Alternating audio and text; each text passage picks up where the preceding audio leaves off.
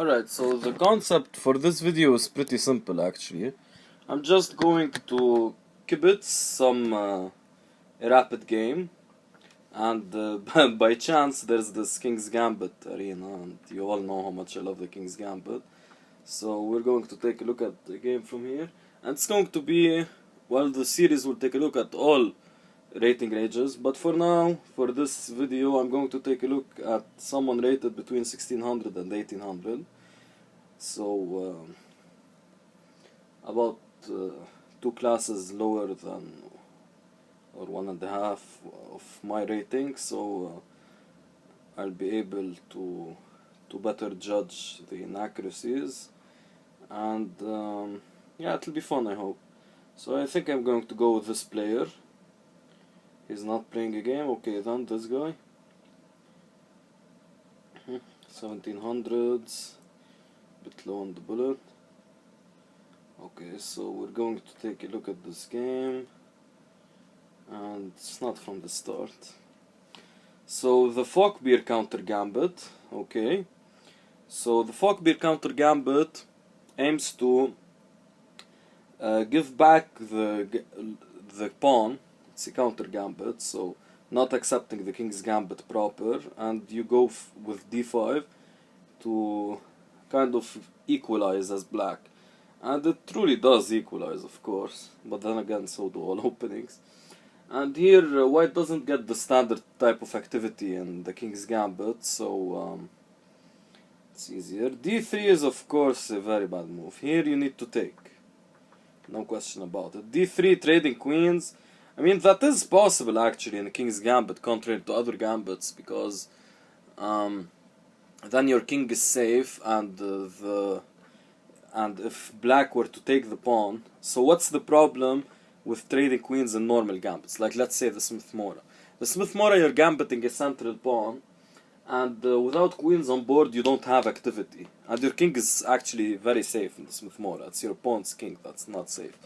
In the King's Gambit, the pawn that black wins, it doesn't really, it's worse in endgame because it's a doubled pawn. And not only that, but your king is unsafe. So that means that usually trading queens in the King's Gambit isn't that bad. Okay, anyway, so d3 in principle isn't that bad because you're trading queens, but I mean, there's no reason to do that, and just like going for some sort of symmetrical structure. So already I think white is committing an inaccuracy. Okay, so the trade happens here, and knight f6. Okay, this attacks e4 and threatens knight g4 and knight f2. So yeah, I mean, yeah, you can play bishop d3, but then again knight c6 is annoying. So bishop d3 happened, knight c6, yes, going for knight b4, or maybe even knight d4. h3. Okay, this, I mean, he could have played that on the last move, right? So no reason to play h3 now. Oops, went too far. I mean, if black goes for knight g4, you just play knight h3, and you block the f2 threat. So h5 is a bit of a weird move. Knight b4 should have been played here, just winning the bishop pair. h5, I mean, maybe gunning for h4. I don't know, it seems like a bit of a shot in the dark. Which happens to be an awesome song. Okay, this trade also doesn't make sense. You're just developing white's piece for no reason. And then, okay, he protects the c7 pawn. Ah, he could have just played bishop d6 and went for that structure. King d8 is a bit strange in view of knight g5, which again wasn't played. Knight c3 couldn't be bad though, simple development. a6, again, okay, preventing knight b5. Okay, now that's a smart move. And oh, white somehow checkmated black. Okay, so I'm going to take, let's do two videos in this session. So I'm going to take a look at his game when it starts, because this was a very short affair and I'm still commentating on it. So here, okay, is it still, I hope he didn't quit the tournament. Did he quit the tournament? Where is he? Where is he? Where are you, Sa. Funny name, funny username. So he hasn't paused or anything, so he should be getting game soon. I guess it's a bit slow. Not many people are joining. Okay, a6 is principled. And e5, I don't think it's really necessary. You should probably continue with development here. King d2, rook a d1. But, okay, now we'll get it. Now we'll get the game. Okay, so this guy takes, and this is the principled move. Now here, actually, you could take on...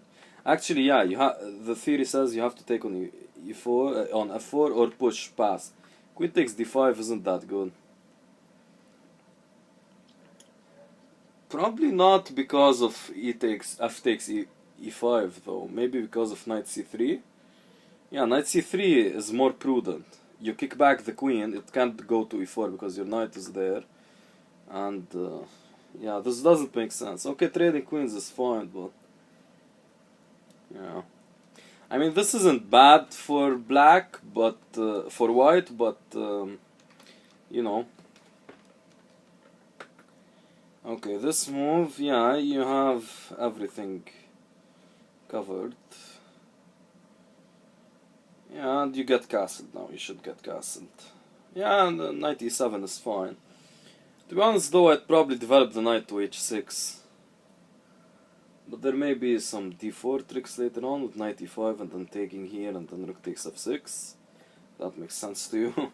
So what I'm talking about, if you develop your knight to h6, after d4, the bishop could take here, and if you take back, if the knight is on e5, you take on f6.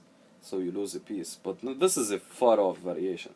I would have probably developed to h6, just because there are more squares. The knight on e7 looks awkward to me. c3. Yeah, c3 is necessary to be able to push through with d4. Okay. So no clear mistakes as of yet. I'll go back to the other game later to tell you the typical mistakes players in this range make. Bishop g4.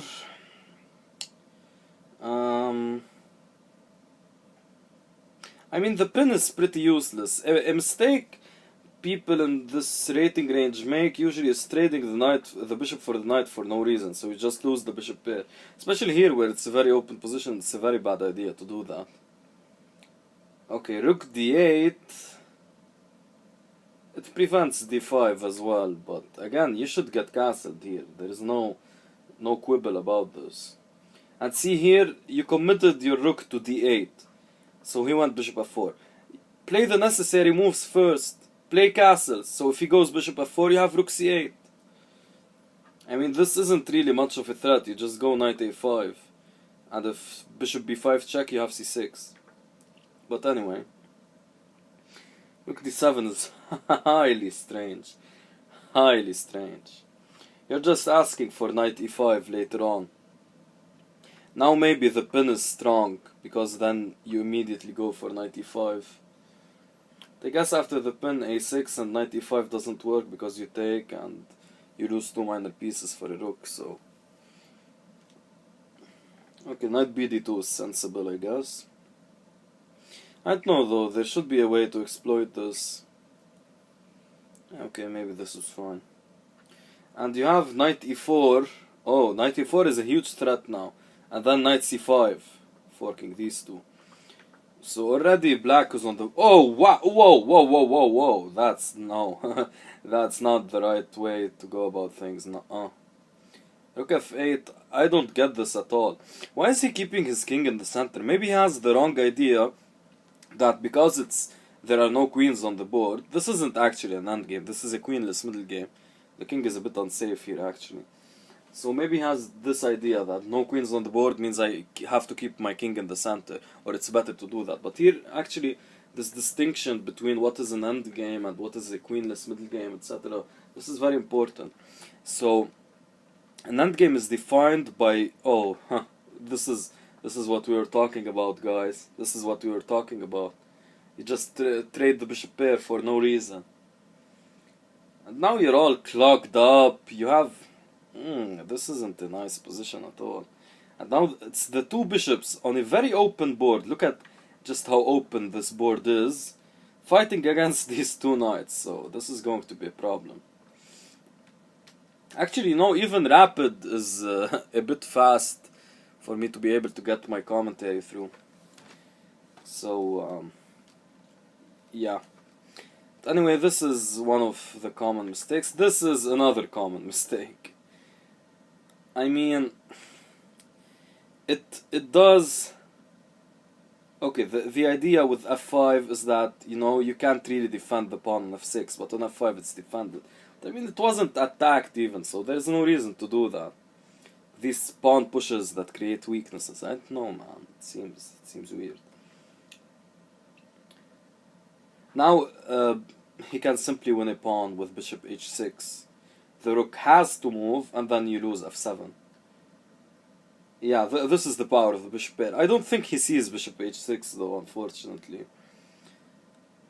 This user... Oh, 1600 bullet.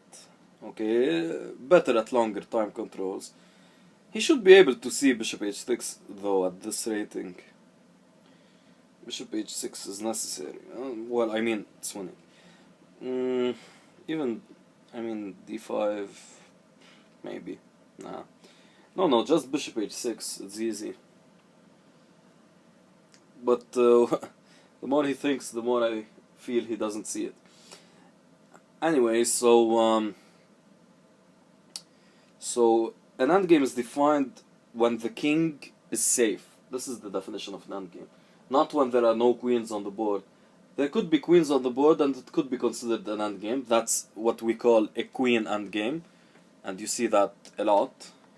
So if there's just two queens on the board, one for black, one for white, and some pawns, this is a queen endgame.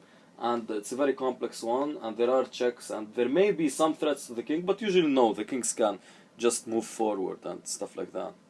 Okay, this is also another, I guess, good move, because the only move to protect h7 is rook h8. That doesn't run into bishop e5 though, so yeah, bishop h6 was prudent. Yeah, maybe this is something that players in the 1800 to 1000 range miss.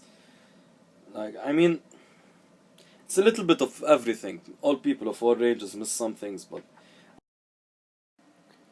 Sorry, there had a technical glitch. So, this kind of thing is what players in the 1600, 1800 range miss, giving up the bishop pair.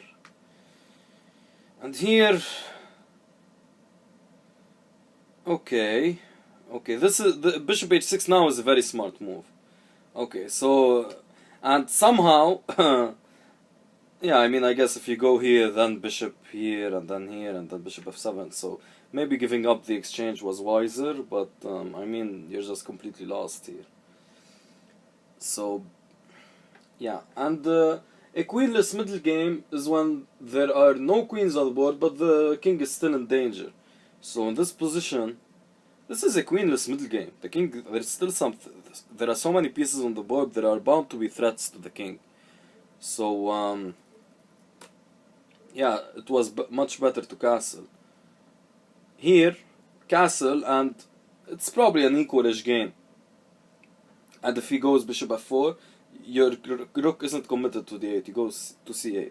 Rook d8 is just a purposeless move, just putting your rook on a semi-open file. It abides by principles, but not to the needs of the position. This is something intermediate players kind of forget. I mean, they know how to apply the principles, but they apply them incorrectly, at incorrect moments of time. So the timing is imperfect.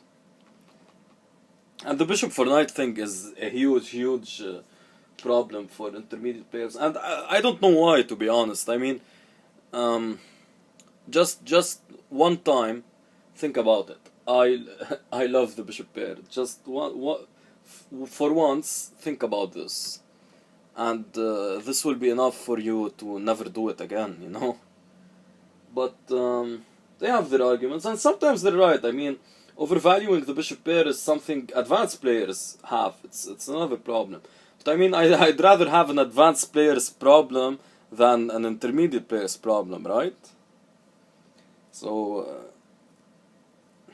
I encourage people to overvalue the bishop pair rather than undervalue it. Because undervaluing the bishop pair leads to this kind of travesty here.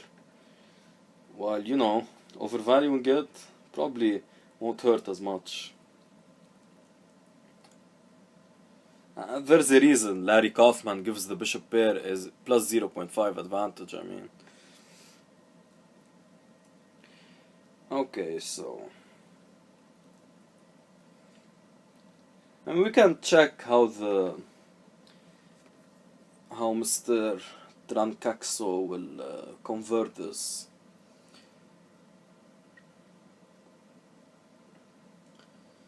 Yeah, we can check how we'll convert this, but I think maybe return to this game a bit. So yeah, e5, not strictly necessary, but alright. Okay, let's go back here. So king c8. Okay, a5 saving the a pawn, but you have to lose the h pawn. Now the rook has to move, probably here.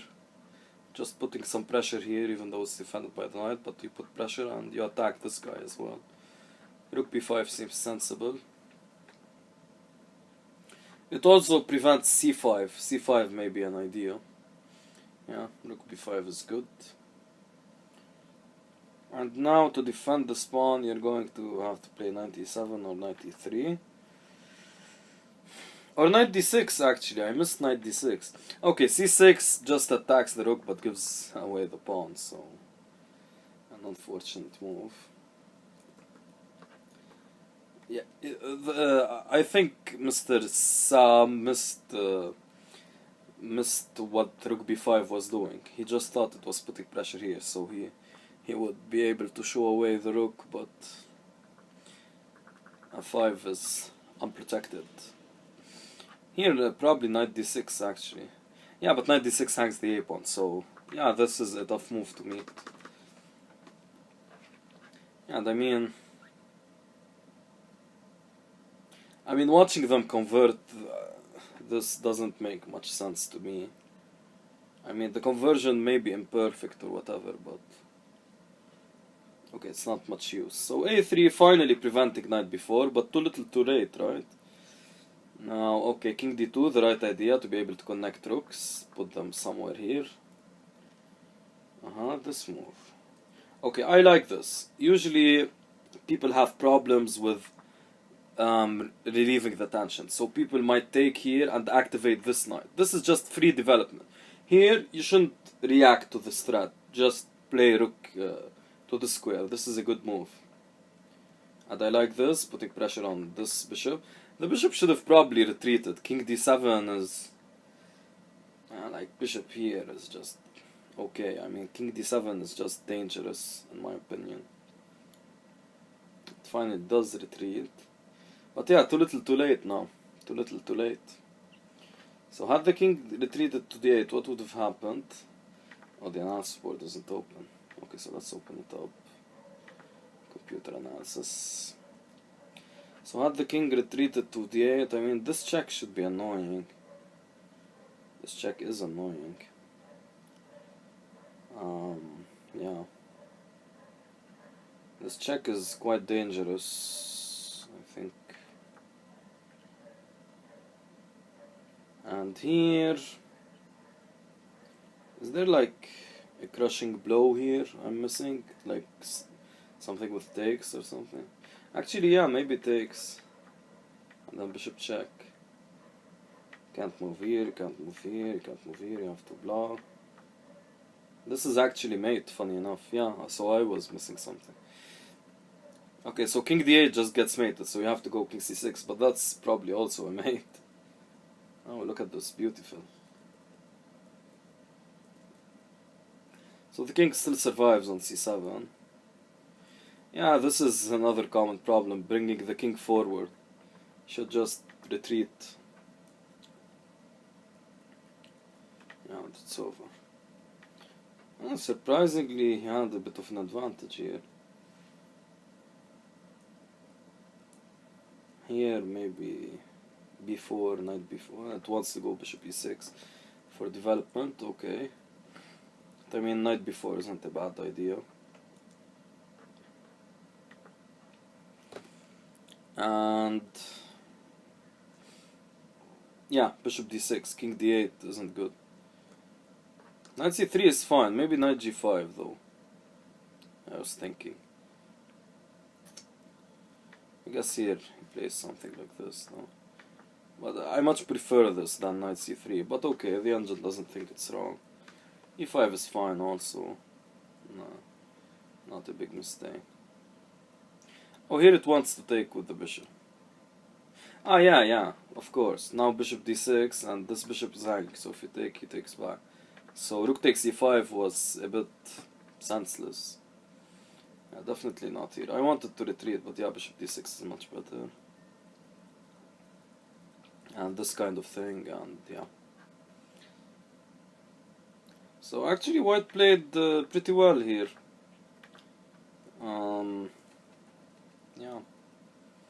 Yeah, apart from the opening, actually he did play pretty well. He put the rooks where they belong, he didn't relieve the tension here, that's very good. And here he played accurately with the checkmating ideas. So yeah, that was nice. And okay, this game is still going on. What happened here? So the rooks got traded, and yeah, it's 10 plus 0 also, so he at minimum Mr. Trancaxo gets a flag. Gets a flag in, so yeah, we'll wait for this game to convert. I can reiterate some points here. So first things first is the opening. I mean, d3 is, you should just take. I mean, there's really no guiding principle here. It's just an opening thing. I mean, d takes. I talked a bit about the philosophy of the King's Gambit, like why you can't trade queens. So in principle, it's not wrong, but in this specific position, I mean, it's just e takes d5 is just better because I mean, trading queens doesn't really equalize because, well, of the way black played. I mean, knight f6 already exploits two weaknesses, so, and you lose castling rights for no reason, so definitely d3 isn't the right idea. And bishop d3 here, I mean, knight c3 runs into bishop b4, so bishop d3 is fine. After knight c6, I much prefer a3. But anyway, h3 was played, sort of stopping the wrong knight move. So the logic here is that, I mean, you protected the pawn, right? But he could have gone here anyway, and you would have gone knight h3 anyway. So when he comes here, knight c6, you're kind of still replying to the older threat, which is knight g4. But you should reply to the newer threat, which is much stronger, and that's knight c6 and going to b4. So anyway, h3, and yeah, here the mistake by black is, you know, just losing castling rights again for no reason. Just go bishop d6. The isolated pawn here is fine. It can't be really exploited. So if bishop d6 takes, I mean, maybe black was afraid of this structure, but I mean, this is fine. It's defensible. You can't defend this. And actually, this is the line that the engine gives. So, I mean, white doesn't have a real way to add so much pressure here. White has his own problems anyway with the development. So, yeah, just bishop d6. And here a6 again. Okay, stopping knight b5, but too little too late. And here, okay, a3 was a bit of a waste of time. Just go king d2. Okay, a3, I mean, preventing knight b4, but I mean, after you go king d2 and there's knight b4, let's say, you can go here. It's no problem. I guess f5 may be a bit annoying though, and you have to take, but then you just stay here. This is fine. Anyway, this was an excellent move. Relieving the tension here and allowing black to develop his bat. So this was an excellent move. And here, yeah, don't get so bullish on one idea. Like, you want to take here just to attack this bishop. I mean, just bishop takes is the more natural move. It turns out here there's counterplay with this, and really your idea, you either have to go here and trade bishops, which is helpful for black because he's a bit behind in development now. Which is funny considering that earlier on in this position it was white who was behind in development. Then if we go back here, it's now black who's behind the development. H5 was a really bad move as well. I mean, this move, immediate equality, and probably just gives an advantage to white, to be honest. Yeah, H5, just no reason to do that. Okay, anyway. And here, after black missed, I mean, on principle, at least go to f7. King d7, protecting with the king. I mean, again, this is not an endgame. This is a queenless middle game. Very dangerous. And as you see here, black gets almost mated with these kinds of ideas. You know, unfortunately, you would have liked to retreat, but this is just, you know, mating. Okay, so let's take a look at this game. So, what went on here? Okay, already queen takes d5, another opening error. Unfortunately, Mr. Sa doesn't seem too aware of the theory in the King's Gambit. Now, that's fine, But he should learn from these games, of course. That's why we enter thematic tournaments. And really, thematic tournaments are a beautiful thing, very fun. And you learn a lot about different openings. I agree very much with Nihail Sarin. He says that to improve, you have to play many different openings and stuff like that. And yeah, if you want to go beyond like this expert, masterish level, like upward to grandmaster, you need to really know lots of different openings and structures and stuff like that. You become harder to prepare for, it just seems more fluid, you know much more about different positions, you can use different positions, ideas to other positions, you know, you can like compare ideas and use them and stuff like that, so yeah. Here actually the trade is good, that's surprising. Why is that? Because you simply win a pawn. So here, only now is the trade good, because of tactics.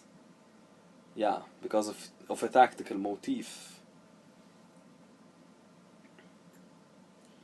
The point here is that after bishop takes f3, but this is almost impossible for a human to find, but okay, let's show it anyway. So, here you take here, you just win a pawn, because he can't recapture, because b2 is hanging, and you win a1. So yeah, well, black missed a chance. Okay, here he should have played knight c3. And let me check the live book. No opening found. Yeah, in master games this won't be found. Let's check the Leech's games though. Yeah, knight c3 is the best move. So knight c3, you develop a piece with a tempo. This is like a Scandinavian. I mean, just ignore these pawns, and this is a Scandinavian. So f takes e5 makes no sense. Again, this kind of impulse to recapture. And here you just give black the superior game. Okay, I can't really fault bishop d6 because it seems like a very natural move. But the point here is that if you retreat, now white shouldn't capture. So actually relieving, this is weird because relieving the tension here is good for white, but for a specific reason, because you win a tempo. So now it's black who's behind in development. But if you retreat to this square and like let's say he develops normally, you develop normally as well, and this is an equal position. Maybe slightly better for black because of the weaknesses. I mean here also like at any point you may be able to go knight e4, and after knight f3 maybe you have like knight f6, knight e4, queen c5 stuff. It might be possible. I mean knight f6, knight e4, then bishop f5, but still the pawn. So maybe knight f6. Okay, my idea isn't working. I wanted to go for something on this diagonal, but it's not working. Anyway, still, this should be like equalish. And after queen e7, also note that if he trades, now you're the side who's ahead in development, see? You're ahead in development, you're the one calling the shots.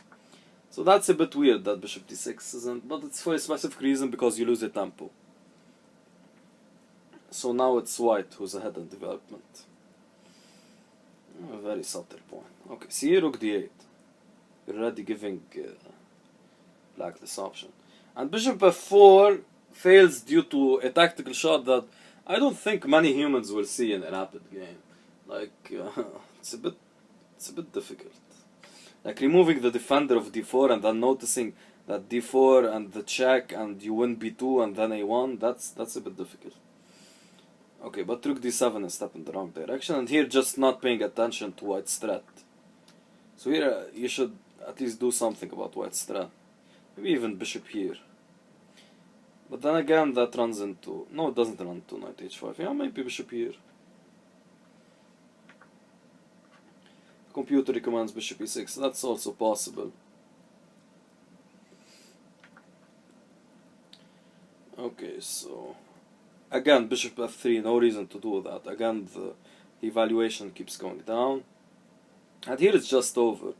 See, he missed bishop h6 as I told you, but he later found it anyway. This was good because now if like the rook moves, he only has light squares. If he goes... okay, let's take a look at the light squares. So he goes here, and then bishop g7. And the rook is cooked. You have to go here. And you lose the exchange. And the pawn. And if you go immediately to h8, again this. Go here, and it's a transposition to the other line. And again you have to lose an exchange. So I like... so here it's like losing an exchange and the pawn, or losing just an exchange. This is better. So knight takes c4 was fine. And then you can... I mean, you could have maybe even followed up with knight b2. But maybe this becomes dangerous after this, but alright. So knight g6 was played, attacking the bishop, and... alright. Knight b2, oh yeah, the check is very powerful here. And you need to go back to the spin. The computer actually recommends this, because you can't go here, of course, because of rook check, and this would be mate. So, you have to, like, if you go here, he just takes. And then this threat is very, very strong. Okay. And here the conversion, again, he didn't, like, pay attention to that. And this is what happened.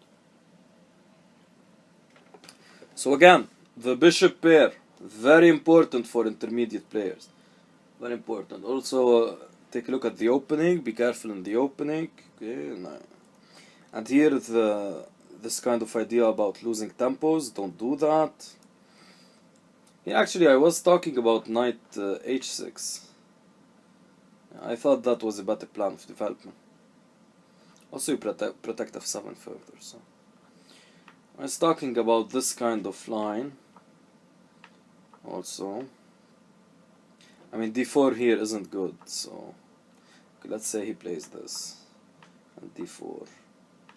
You castle and like maybe knight e5. Now let's say he goes for bishop c8. Okay, just to illustrate my point. My point was that here you lose a piece, but I mean all of this won't happen. This takes far too long. By the time something like this happens, you could just go knight f5. And you have threats here and stuff like that. So yeah. And again, do the necessary moves first. Castle. This is a queenless middle game, not an end game. Be careful of that. You don't need king activity here, because if you do use king activity, this is what happens. This is what happens when you use king activity in a queenless middle game. This is exactly what happens. So don't do that. And you know, this tactic is very hard to see. I mean, just noticing these weaknesses. I mean, this diagonal combined with this weakness and this knight protecting d4, so it's a bit hard to see. And now, yeah, not much to say.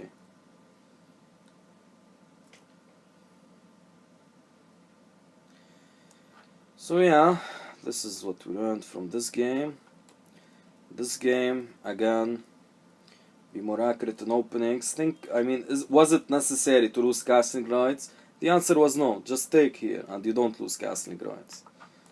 So it's not necessary, like losing castling rights, again, queenless middle game. This is to your disadvantage. So don't do that. And again, getting caught up in one type of threat and not noticing the other. It's another important thing. And here the play was good. Of course, not going for one move threats like, oh yeah, I just want to attack the bishop. I mean, just bishop takes, you have a dominant bishop in the center. Rook takes, you're just doing that because you attack the bishop, but you should be aware of your opponent's counter threats. And I mean, if he retreats here, what's the point? I mean, just go here. This pressure doesn't do anything because there's really, I mean, with the bishop here and the king here, there is never going to be something on the e file. So bishop takes e5 makes more sense. And here, black just got mated. Okay, so that's it for this video. I hope you found it instructive. So we'll take a look at further considerations in the summary and the further parts of this video. Okay, so as a summary for the first game, first of all, what we need to take a look at is that you have to castle in queenless middle games, and you shouldn't do that in end games. Alright, so your king is unsafe in queenless middle games, but you don't need to do that in end games because you need to get your king active. As a corollary, don't expose your king in queenless middle games, again because the king is in danger, so don't do that. And notice the current threat. Don't waste your time replying to a previous threat, so a threat that's no longer relevant. Notice your opponent's current move, what it's doing. It may be more important than what was previously in the position, it was previously present. And don't get rid of your advantages for no reason. So if your advantage is that your opponent's king is unsafe because he didn't castle in queenless middle game, don't follow suit and not castle as well. You should keep your king safe in this case. And yeah, don't attack pieces just for the sake of attacking pieces. These one move threats, this is probably the biggest mistake intermediate players make. Well, it's a bit of a triad. So intermediate players don't respect the bishop pair, which we'll get to in a moment, and they attack pieces for no reason, and they like to relieve the tension too soon. This is what I think are the biggest problems. These are what I think are the biggest problems. Okay, so for the second game, always respect the bishop pair, and don't lose tempos in the opening. So bishop d6, that was a bit difficult to see. And this third point about the tactics on the diagonal, the king's gambit, and some such openings, this is a bit too difficult, but yeah, you should take note of that as well. And of course, play the necessary moves first. So you need to get castled, you need your king safe in a queenless middle game. Don't play rook d8. Also, rook d8 is just like revealing your cards. I mean, maybe I would accept not castling if you played something like some other move, but rook d8 just puts your rook on a semi-open file for no reason. So that's it. And now we'll take a look at the key concepts. So the key concepts that you should take away from this video, and which I will show you can apply to other games. Castle in queenless middle games, don't castle in end games. Very important. Respect the bishop pair, extremely important. Play the necessary moves first, again very important. And probably you can include not attacking pieces just for the sake of attacking pieces, which is making one move threats. Okay, so now I'm going.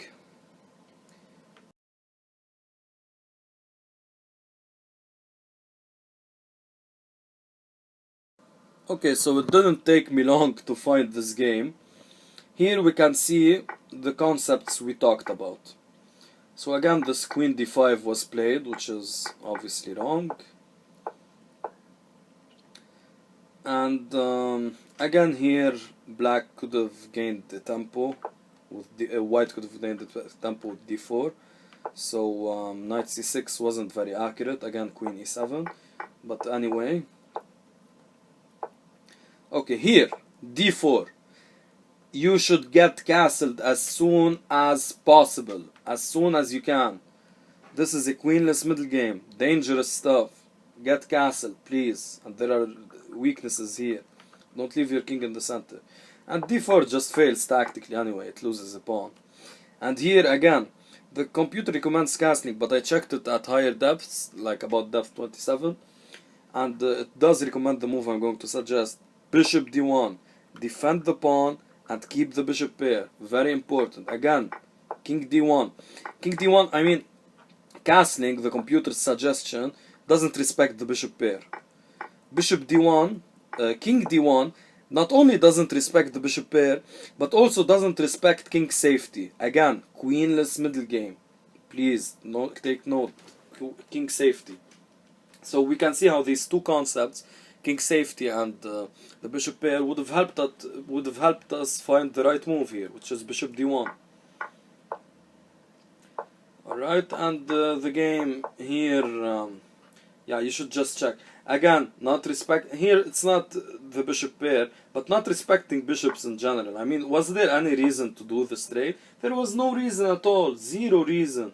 At minimum, you get this bishop active here. At minimum, this is what's happening. And the king now is much safer. While if you bring the rook here, let's say, and the king goes here, at least there's like some check here. There's more. There are more problems, and actually even you can't play king f2 because the bishop is hanging. So already white is in huge has huge problems. And look how keeping the bishop gives you further activity. So yeah, that was unfortunate. Now I won't take a look at what happened in the rest of the game, but maybe we'll take a quick look like this. Yeah, it was unfortunate, but this shows how we can use these concepts in novel positions. So here's our fun fact for the video. Larry Kaufman's research has shown that the bishop pair is worth half a pawn. Alright, so when you have a bishop pair, you have half a pawn extra. And now for the future considerations. By the way, this is on average what Larry Kaufman showed. It's not always the case, but it's a generally good rule of thumb. Okay, so first some questions for you. Do you know a game that featured the queenless middle game? If so, post it. Do you know a game that showcased the strength of the bishop pair? If so, post it. Do you know a game that showcased the weakness of the bishop pair, like in a close position or something? Because as we know, bishops don't function well in close positions. They have no scope, while knights can jump around. And actually, why do we even speak of the bishop pair and not the knight pair? That's an interesting one, and you should be able to answer it if you want to know why it's so important to keep the bishop pair, to understand why it's so important.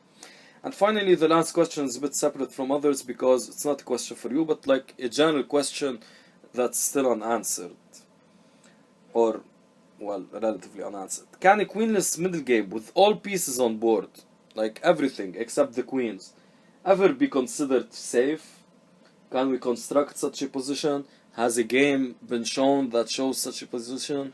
Like, can the king just dance around in these positions? Is there such a position which shows that? Because in queenless middle games, the king can't dance around. And I mean dance around like he can move like maybe 2, 3 squares, 4 squares, forward, backward. I don't mean that he can move from e8 to d8, let's say. But even then, that would be sort of an achievement with all pieces on the board, except the queens. So, is that possible? So on that note, I'll sign out for today, and thank you a lot for watching this video.